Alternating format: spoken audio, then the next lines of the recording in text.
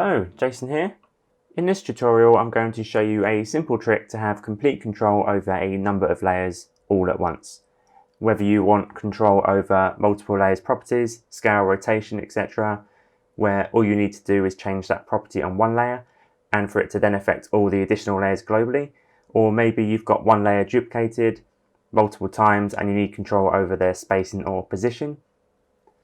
Let me show you a quick example just to help explain what I'm talking about, because I know it won't make complete sense. So I'll just go to my example. So here I have 5 triangles and it's one layer duplicated and they are all equally spaced in the Z position. So what you could have done to create this is just have one triangle, duplicated it, moved it back, duplicated it again, moved it back, and so on until you have 5 triangles all spaced out in the Z. So we have this here, and let's say now I've come back and I've decided that I want all the strokes bigger or smaller, or I want the triangles bigger or spaced out differently.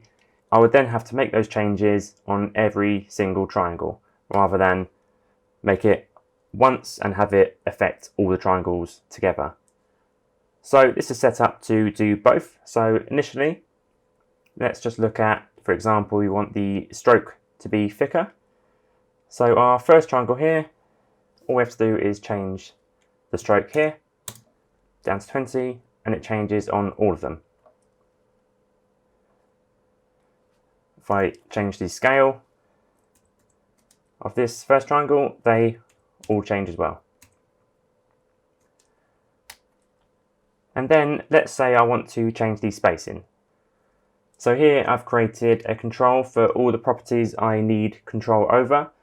I will run you through the expression later on, but for now let's just see how these work. So if I felt these triangles were too far apart, what I would do is I'll go into my controls and find the Z position, and I would just lower this to say 1000, and they would all group together closer.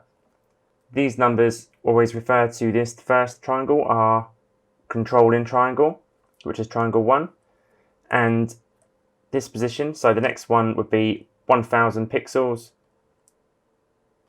further back than this first one, another 1000, another 1000, another 1000s. So it's in steps from this first one. Same with X position. If I was to add 500 to the X, this will stay 0, 500 to the right, another 500, so 1000 to the right, another 500, another 500. So I drop this down to 300, get closer, and then I have all the rotations. So if I rotate this, say 25 degrees, be 0, 25, 50, 75, and so on. So let's drop that to 10. And there you go, they all rotate 10 degrees, 10 degrees, 10 degrees. And the stroke width, we saw that we can change it on triangle 1 for all of them. But if we wanted it to get thinner or thicker as it went along, we could edit the stroke width here. So if I was to add 10 each time, this one would stay on whatever it was, which was 20. Then this one will be 20 plus 10, so 30, 40, 50, 60. So I have to drop that up to, or increase that up to 20. You see it at 20, 40, 60, and so on. So here we have complete control. Even the hue, I add to the hue one here, so add 50 to that. The hue will change as it goes further back. So as you can see, we have complete control now. All we have to do is change this one controls layer rather than each individual triangle. It's very useful if you set this up so you know that things might change in the future. It's much easier to have one layer to change everything rather than have to go in and change every triangle, especially if you have a lot more triangles and it is set up so if I was to duplicate this triangle 5, it would just carry on. So I can have 6, 7, 8, 9, let's go for 10, and it would continue for the whole 10 triangles or for however many we have duplicated. So as you can see, it can be very useful. So let's jump in and see how this has been created. So I'm just going to go to this empty composition which I've created, and let's just create a polygon tool. Let's double click. Let's just draw that there. Let's put it in the middle.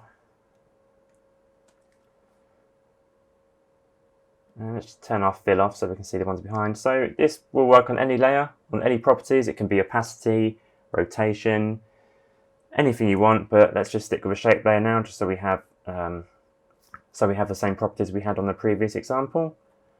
And let's just bring the points down to 3 just to create that triangle again. Let's just make that a bit lighter. There we go.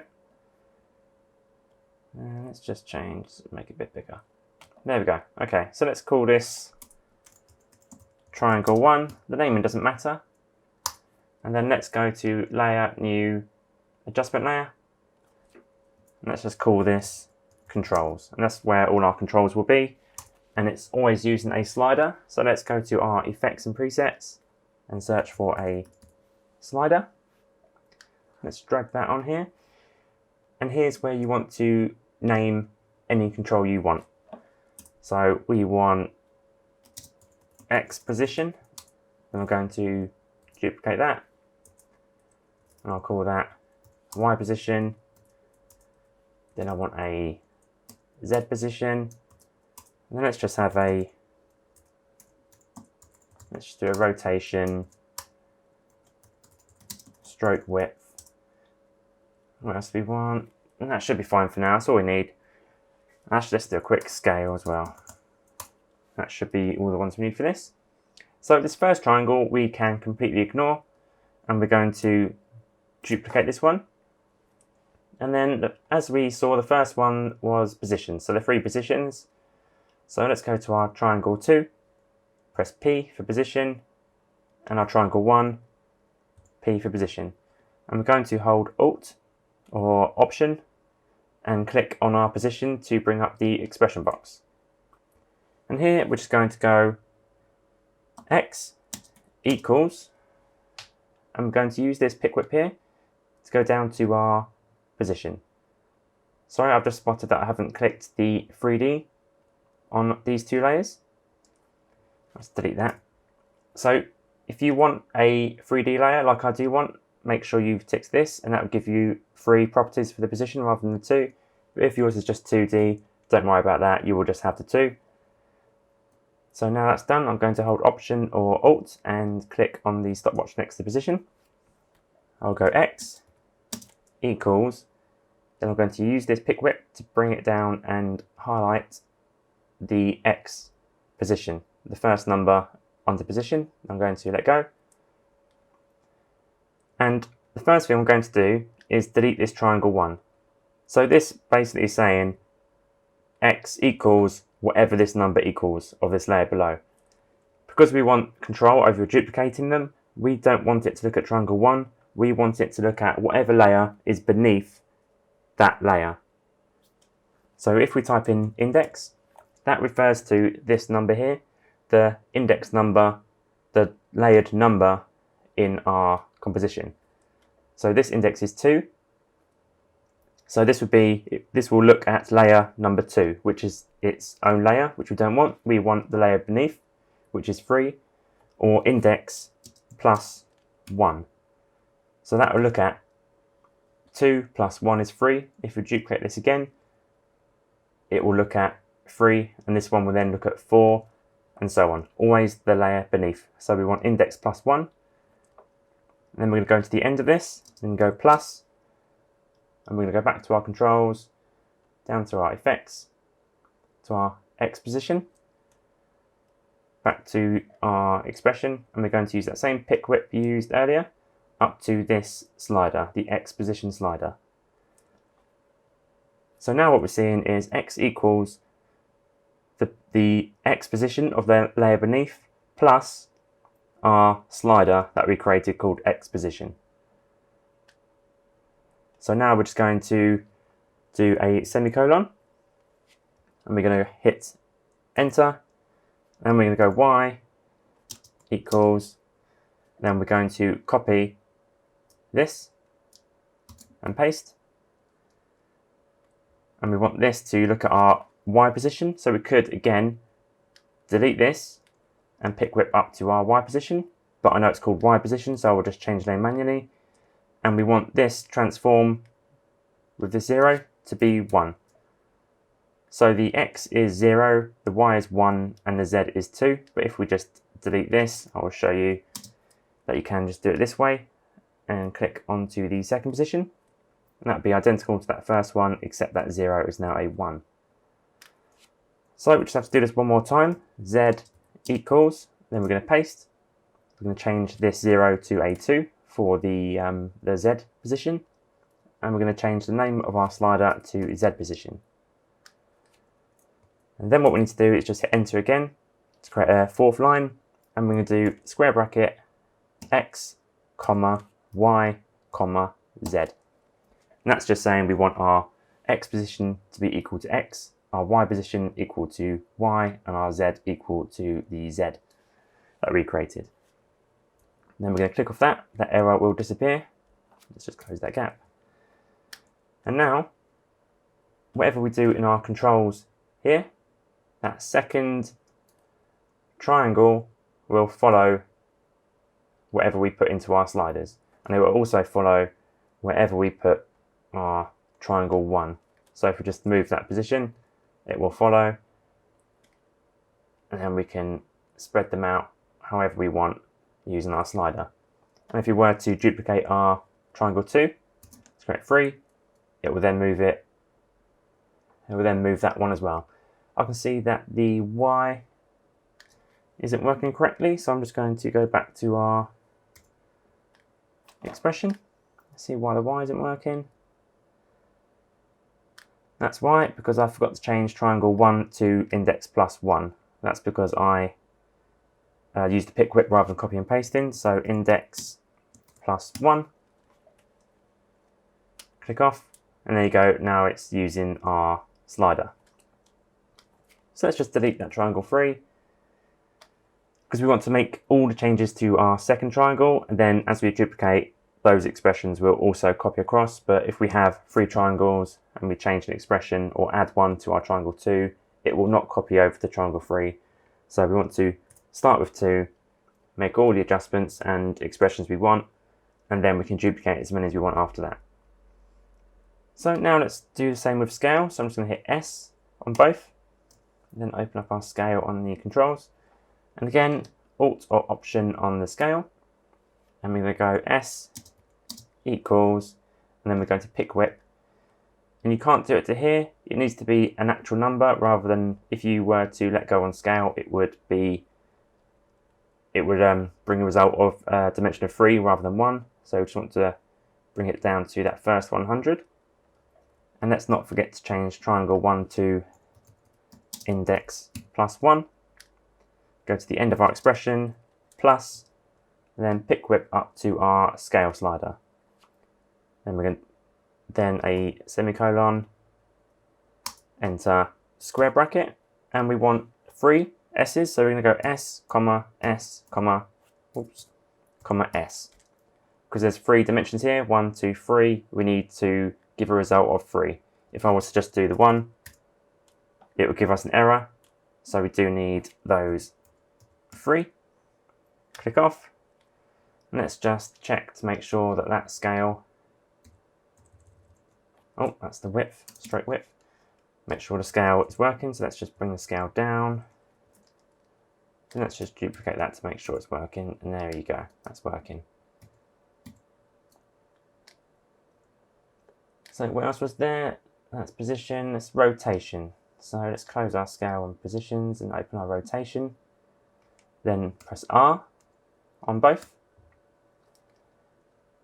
So I'm only going to do the Z rotation rather than all 3, because I don't want them to rotate in 3D space. I just want them to rotate around an axis here. So what I've noticed is our anchor point isn't centered to our triangle, so I'm just going to fix that. I'm going to press Y on my keyboard, then I can move.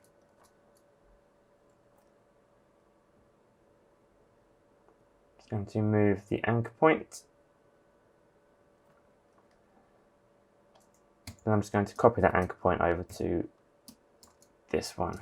There we go. Now that rotation. There you go. It's more. And now the rotation is centered to our triangle. So I'm just going to move this back to the center. There we go, our controls. Let's go back to our rotation. So it's just Z, so I'm going to Alt or Option and click on Z. Then I will go R equals pick whip to our Z rotation, plus, and then pick whip to our rotation slider. Not forgetting to change our triangle 1 to index plus 1. Go back to the end, add our semicolon, square bracket, R. This only has one dimension, so we're going to need the 1R this time. There we go, no errors there. Back to controls, and let's just check that's working. There we go. Let's duplicate that, duplicate that. That is working nicely, so I'm just going to move our Z position, our X position back to 0. There we go, and then let's bring rotation down to 5. So this triangle here has gone upside down, mainly because our scale is -40. So basically our first triangle is on a certain scale, then it's gone down 40, and then it's gone so far down it's gone minus. So we need to bring this back to say -30. And there we go, that's fixed that. Let's even just go -10. Let's just add that to 0. And let's just use our Z instead. There we go. Okay, so what was left? So we've done scale, we've done rotation and position. So now it's just the stroke. So let's close our rotation, open our stroke. And here it is under, if we go to our first triangle, we can close our transform, and this is in the contents, polystar 1 and stroke. And our stroke width is here. So we want to do the same for our triangle 2. We can delete 3 and 4. So our triangle 2, we need to go down, contents, polystar 1, polystar path, no, not polystar path, stroke, and find our stroke width. Then hold Alt or Option, click on this, and we will go S equals, and then grab our pick whip, and let's just go down to our stroke width on our triangle 1 and release it there. Go plus, and pick whip to our stroke width on our controls layer. Semicolon, enter, square bracket, S, close square bracket, and then change our triangle 1 to index plus 1. Then we click off that. There we go, let's collapse our triangle 1 and triangle 2 and our controls. Let's just duplicate our triangle a few times. So we have 5 triangles now, and if we were to now change the stroke on our triangle 1, which we can do up here, let's bring that up to 50, they will all change to 50. And then if I was to go to our controls and on our stroke width, go to -10, they will get thinner as they go back.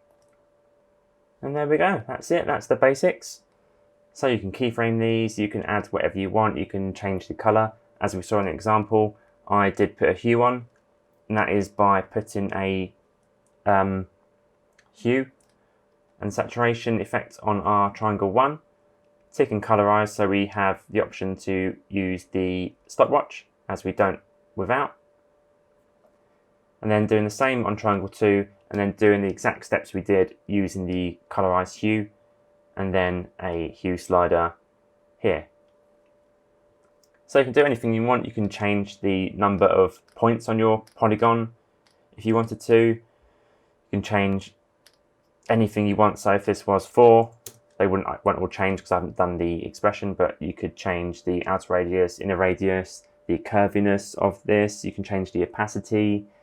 It's really up to you. You can change as many as you want or as little as you want, but if you are creating a composition where you're creating a pattern or an animation where you know that at some point in the future you might want to change the stroke or the size or position of all these layers that you have, or just the space in between them, it is really useful to just have this one controls layer where you can change them all, and it does them all neatly and easily and quickly.